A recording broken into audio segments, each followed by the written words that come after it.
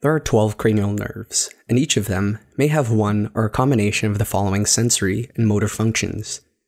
We talked about these functions and modalities very briefly in a previous video, where a lot of you shared very helpful and some very disturbing yet memorable mnemonics and study hacks. But in this video, we'll be going into these nerve modalities in a little more detail.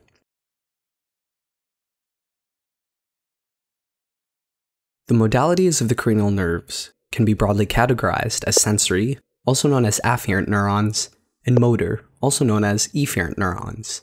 Remember the mnemonic from the previous cranial nerve video? Some say marry money, but my brother says big brains matter more. This outline covers which cranial nerves carry sensory information, motor information, and those that carry both of these modalities. But let's take a step back for a moment, and let's talk about some basic definitions you'll need to keep in mind.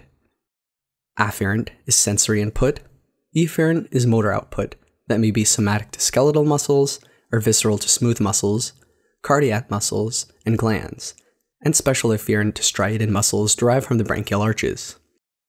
General refers to those components that may be carried by cranial nerves as well as spinal nerves. Special refers to functional components that are carried by cranial nerves only. The difference between sensory and motor neurons is that motor, or efferent neurons, carry information from the central nervous system towards the body tissues, whereas sensory, or afferent neurons carry information from body tissues back towards the central nervous system. The sensory, or afferent category of nerve modalities can further be subdivided into general somatic afferent, general visceral afferent, and special visceral afferent neurons.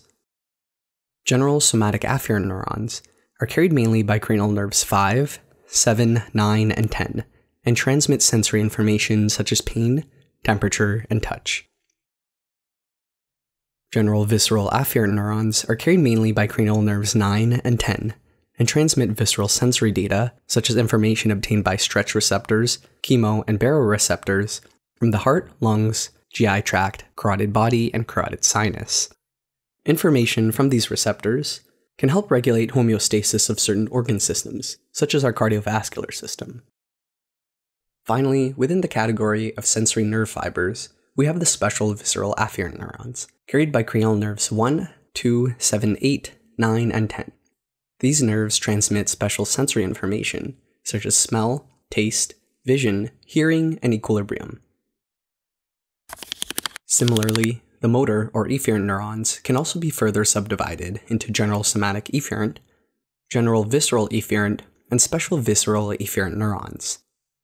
General somatic efferent neurons are carried by cranial nerves 3, 4, 6, and 12, and carry information related to skeletal muscles, including extraocular and tongue muscles.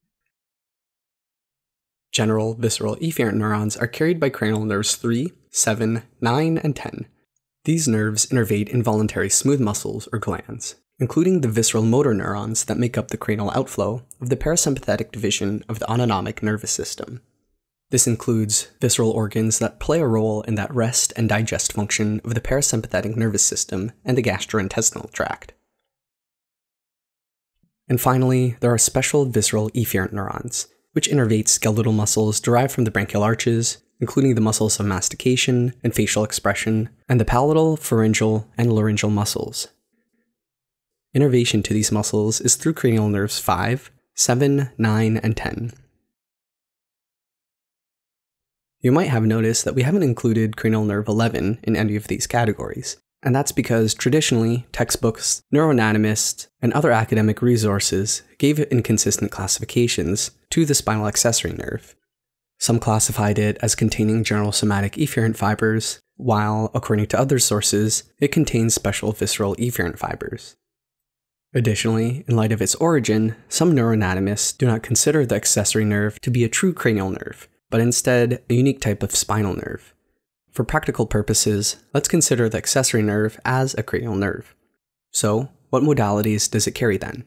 The real answer might be that it might have a combination of modalities, demonstrating characteristics of both spinal and cranial nerves.